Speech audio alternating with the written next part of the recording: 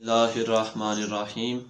अस्सलातु वस्सलामु अलैका या सय्यदी या रसूल अल्लाह व अला आलिका व अस्हाबिका या सय्यदी या हबीब अल्लाह।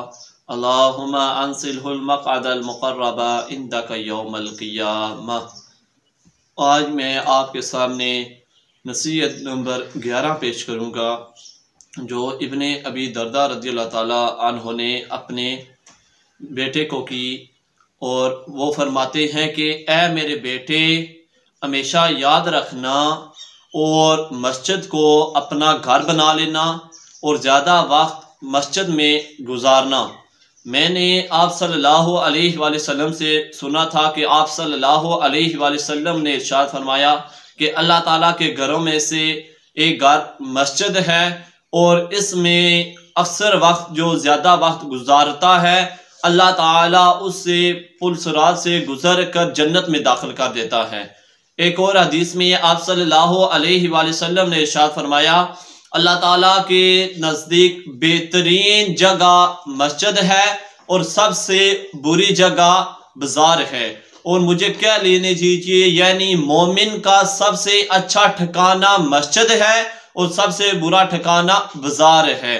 बाजार को इस वजह से आप सल्लल्लाहु अलैहि वसल्लम ने बुरी जगह से तशबीह दी, क्योंकि वहाँ झूठ बोला जाता है और झूठ के ज़रिए और झूठी गवाहियों के ज़रिए अपना सामान बेचा जाता है। इस वजह से आप सल्लल्लाहु अलैहि वसल्लम ने उसको बुरी जगह, बुरा ठिकाना कहा है। और मस्जिद इस वजह से अच्छी है क्योंकि आप सल्लल्लाहु अलैहि वसल्लम ने इरशाद फरमाया कि मोमिन की मस्जिद में मिसाल इस तरह है जैसे पानी के अंदर मछली। अगर मछली को पानी से निकाल दिया जाए तो वो मर जाती है। इसी वजह से मोमिन का जो दिल है वो मस्जिद के साथ अटका हुआ है और मस्जिद के साथ वाबस्ता है।